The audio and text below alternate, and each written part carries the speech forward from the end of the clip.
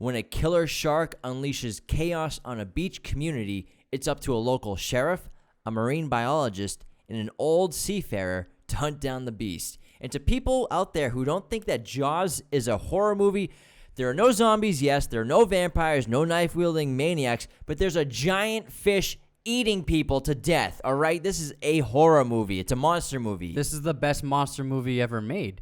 And a lot of people who are unfamiliar with Jaws, or maybe they haven't seen it since they were young, or maybe they haven't seen it at all, they might have the wrong impression of Jaws, thinking it's a cheesy monster movie, but it is hands down one of the best films ever made, and it could be Spielberg's best movie. You say that for like every movie we talk about. This is like one of the best films ever made. That's three movies in a row. Well, we just look at the movies we're doing today. The Exorcist and The Shining, but I'm just... Jaws is a terrifying film, especially on your first viewing. It's still terrifying when you watch it for the 15th time, like every time we see it.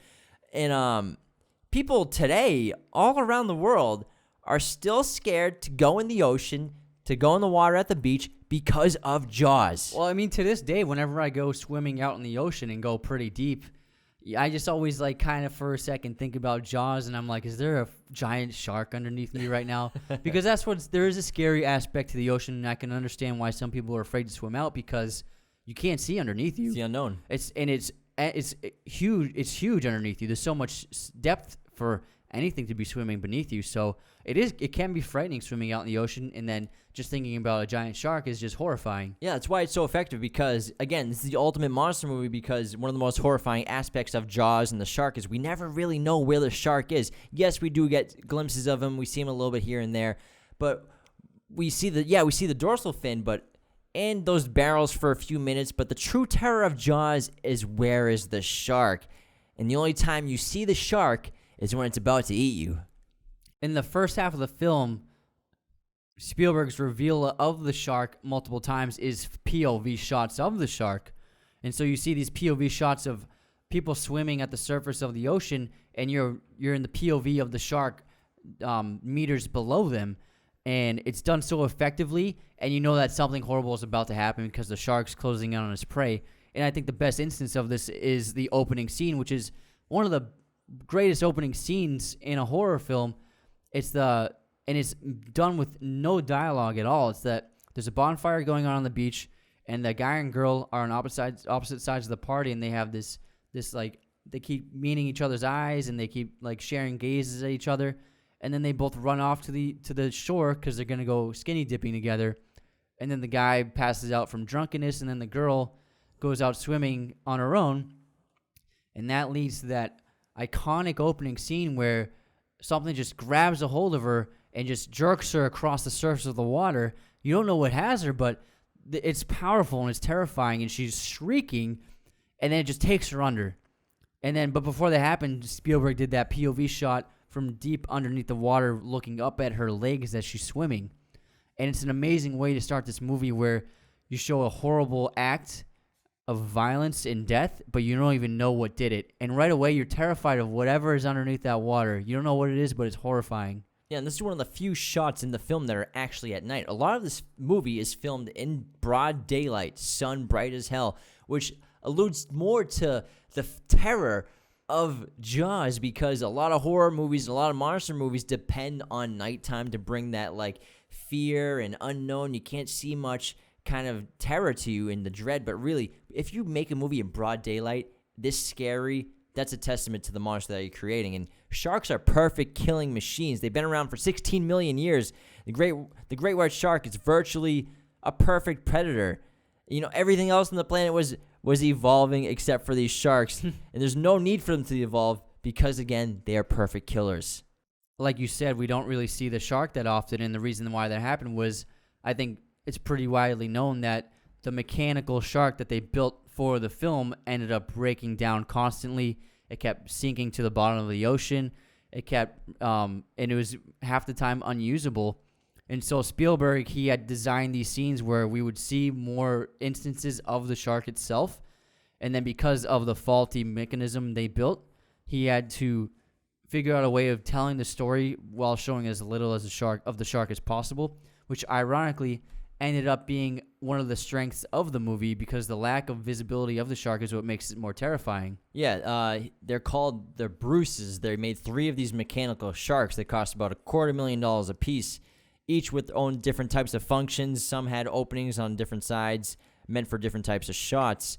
And Yeah, so like one of them had the right side had the shark, and then the other side of it was mechanical. The other one had opposite, and then one was made just for the top of it being visible. yeah, and this is, again, you talked about this earlier on in a very early episode of the podcast, is that Alfred Hitchcock suspense building, where if you shoot a scene where there's a bomb under the table and the bomb explodes, that's a disastrous action. But if you show the bomb and it doesn't go off, that's suspense. And so Spielberg spends the entire movie showing you the bomb under the table, but it doesn't explode until at the very end. My favorite scene of this is that scene at night where those 2 fishermen are on the dock, and then They spike the roast beef. yes, and they spike the roast beef to try and catch the shark, and the shark grabs a hold of the roast beef, and then the shark breaks the dock off the shore and drags the dock across the water with it, and then one of the fishermen falls in the water, and you think, oh, okay, well, at least he can swim to shore.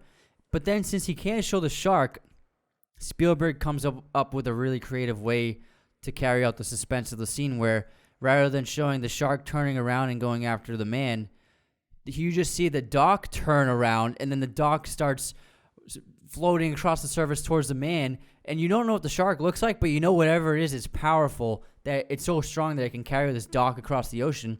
And that's even more terrifying, this gigantic beast that can carry an entire dock across the surface. Yeah, it also is more powerful than the boat they use because it's outpowering the boat, and it's also so powerful that it can hold down one of those 3 kegs that they strap onto the shark, and it takes them underwater. And that's incredibly powerful for a shark or for any creature at all. Yeah, exactly. This movie, Jaws, created the summer blockbuster. Over 67 million people in the U.S. went to see this film, which was released in 1975, making it really the first blockbuster.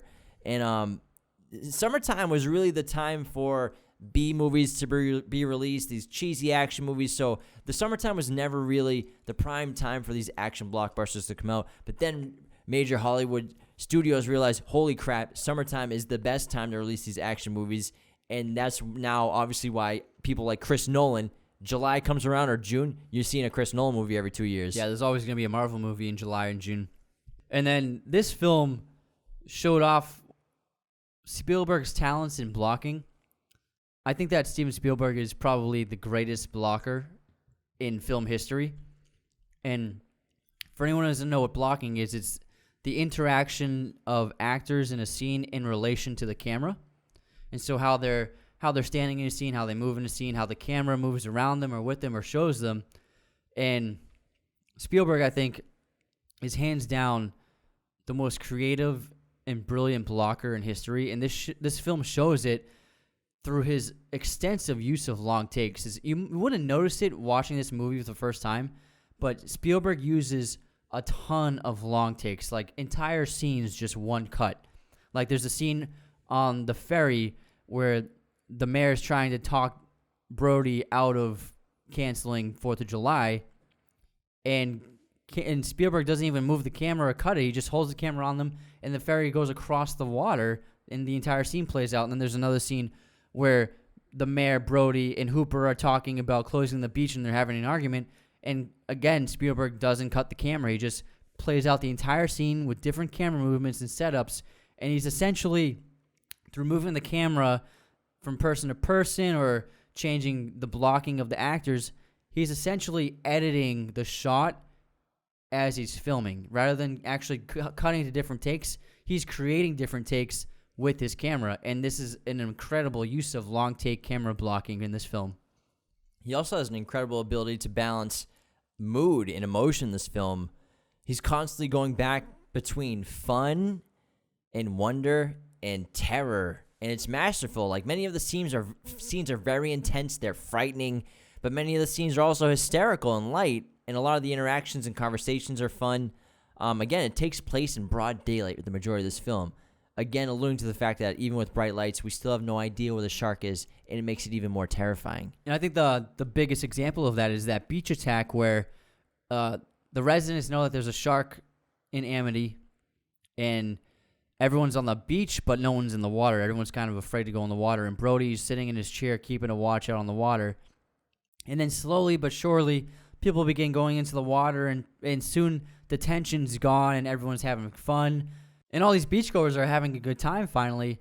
And then it cuts to all those children playing together in the water, and they're splashing around having fun. And then all of a sudden, the kid in the back, something overtakes him, and then blood gushes everywhere. And you're like, oh my God, he built this tension up and then just committed this heinous act of violence on us. And we knew it was going to happen, but he stretched out that suspense for like 5 minutes. And when it finally did happen, it was so shocking. Yeah, so basically what happens in this film, if you've never seen it, you've been also living under a rock. A shark has been attacking this town called Amity, and the mayor wants to keep July 4th weekend up and running. He wants people there and tourists there. So it's up to the sheriff as well as the Sheriff Brody, marine biologist Hooper, and Quint, who's an old seafarer, to hunt down the shark and kill it. And now one of Brody's main conflicts is his opposition with the mayor. And then in some ways you can understand what the mayor's doing, because Amity is a town that relies on the summer months for its economy to stay healthy. All of the businesses thrive in those few short months during summer. They need tourists to come to the beaches, and if they don't, then the residents who own these businesses can fall under. And so he's being greedy and selfish, and he's putting his people at risk, but in a certain way you can understand that he's trying to keep the town from falling under. But Brody's main opposition is, Brody is a man who's obsessed with safety. He's always like badgering like his wife and son about doing things that are too dangerous. So he's obsessed with keeping people in the town safe. And Brody's also afraid of water. He's a massive fear of water.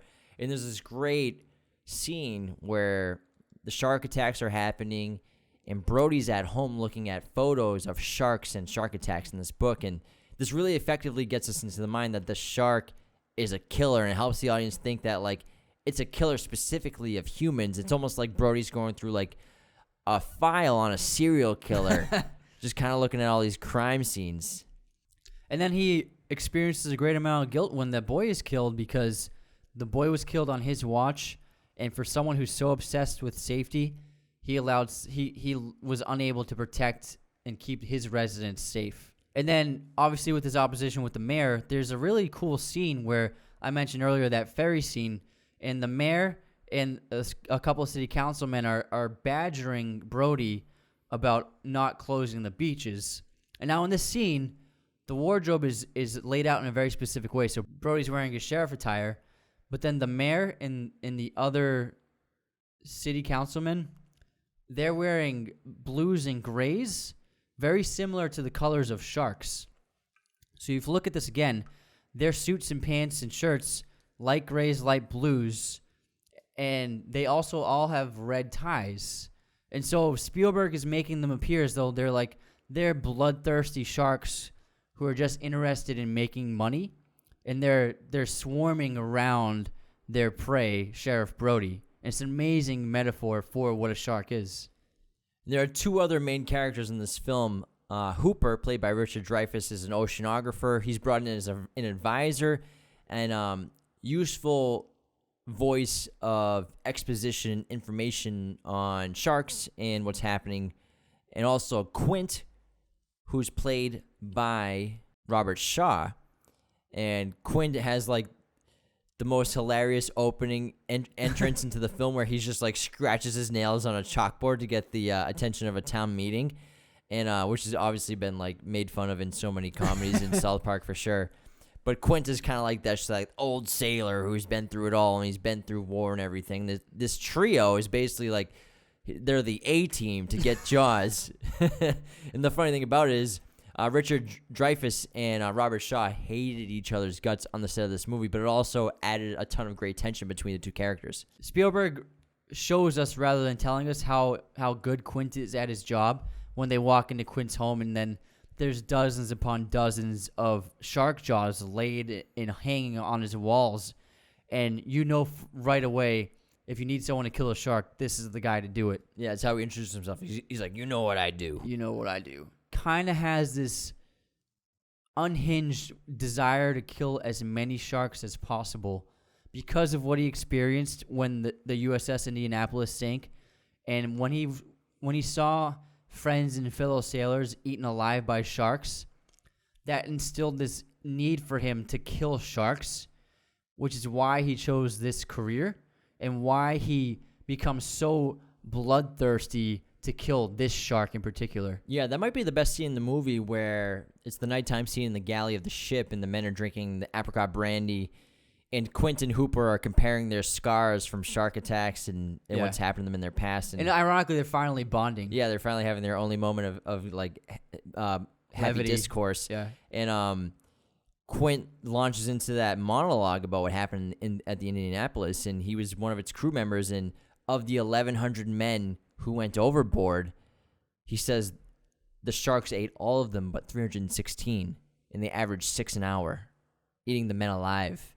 So his character's been through more than any pain you could probably endure from sharks, physically and psychologically. Yeah, and so that's why I think his tragic past fuels him, especially in the fact that near the end of the film, he pushes the boat so hard to draw the shark in the shallow water that he breaks it down. So he commits this stupid, reckless act because he's become so bloodthirsty to kill this thing because of what's happened to him and his friends in his past.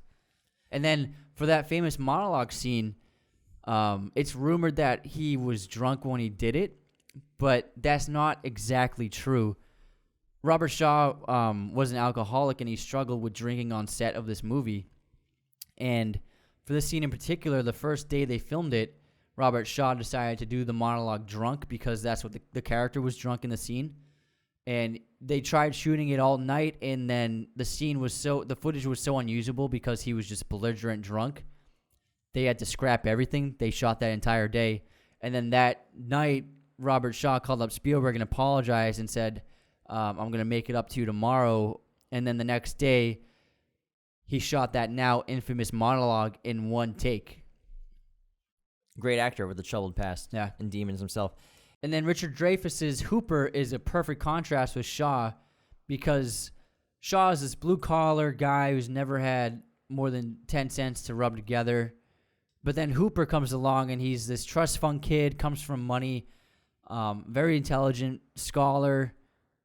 He has all this high-tech gear and this crazy boat, and then Quint thinks it's just like a little ridiculous, and he doesn't know anything. He's never really experienced anything, and they are very different, and they clash at first, but they're actually very similar because they both share an intense love for the sea, and they've both committed their lives to working and living on the ocean, which is why I think after spending a couple of days together, they finally end up bonding in that scene. We need to talk a little bit about John Williams here, because his score in Jaws might be one of his best. It's the second film that he won an Oscar for. The first Oscar he ever won was Fiddler on the Roof. He's won 5 total.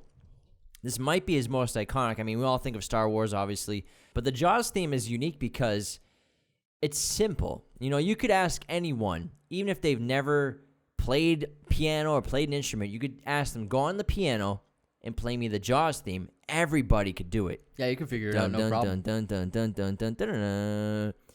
And it's just, the film wouldn't be as great, as terrifying, as iconic as it is without John Williams' score. It's that important. And it's ironic because when he first showed Spielberg the main theme, Spielberg thought he was joking. It made the film work. Yeah, he admitted that, it wouldn't have been as good as it was without the score. No way. And the first time we see the shark, we see how massive it is. It's when Brody's not paying attention. He's smoking a cigarette, and he's just throwing chunks of meat into the ocean. And he's looking back at the guys on the ship. And behind him, the shark comes out of the water for the meat. And the shark doesn't try to bite him. The shark kind of seems like it's just coming up to say hi and see what's going on. What's on the ship? Who are these people? And it's terrifying because it's so freaking big. And yeah, it's a robot. It's not CGI. It did break down a lot. It had minimal movement, but it still works. The practicality of it works. Yeah, it doesn't look exactly like a real shark, but in the moments and in the scenes, you believe it because Spielberg makes you believe it. And when that shark popped up for the first time, your heart drops. And then Brody says that line, "You're going to need a bigger boat," which he ad-libbed. Yeah, it was improvised. And as we've talked about earlier, Spielberg hid the shark this whole movie. Even when they came across that ship that had been torn to pieces and the dead body and what the damage that the shark had done, what he does is he shows the actions of the shark rather than showing the shark committing the actions. He shows what the aftermath of it, or he shows what's happening above the water. And we finally get to see this massive 25-foot, 3-ton killing machine. And also, on top of that, I think the way that Spielberg successfully displays horror, he puts children in danger. Just like in Jurassic Park when the T-Rex attacks the kids in that car, he has the shark attack kids in this movie because there's something different about watching a child being attacked by a monster rather than watching an adult. It kind of makes the stakes a little bigger, and it's more affecting in a way. And so I think he uses the ability of putting children in danger to great effect to make it even scarier. Of course, it's because of the innocence of children versus a piece of crap adult who's chain smoking cigarettes all day. Exactly. The shark attacks the boat. Oh my god! And absolutely just eats Quint alive when it jumps onto the boat. Insane. And yeah, we've all seen this movie. We all know how it ends. Dude, watching Quint sliding down, and he's like, no. Trying to kick his feet out. He's trying to grab onto something, and he just slides into the mouth of the shark. Oh my god! Oh my god, eats him up. Yeah, and the way Brody kills the shark by throwing the tank in its mouth and shooting the tank with a gun. There's actually kind of a reference of that earlier on when we talked about when Brody's going through the book of the shark attacks. There's an image of a shark with a tank in its mouth. So that probably inspired him to, I can blow the shark up by shooting that tank in its mouth. It's a great ending because it's so satisfying, the ending, watching because when the shark explodes and just bursts into blood and guts and flesh, you know it's been killed. And I think the audience needed to see that kind of ending because that's what the shark deserved. And we had the two heroes survive. This movie, it's one of the best horror films of all time. Like you said, probably the best monster movie of all time. One of Spielberg's best. This film was plagued with reshoots and production setbacks, but he made it work. It became one of the most successful horror movies of all time. It also has the most perfect movie poster ever, which is the backdrop of you, and it's just so good, and I love Jaws.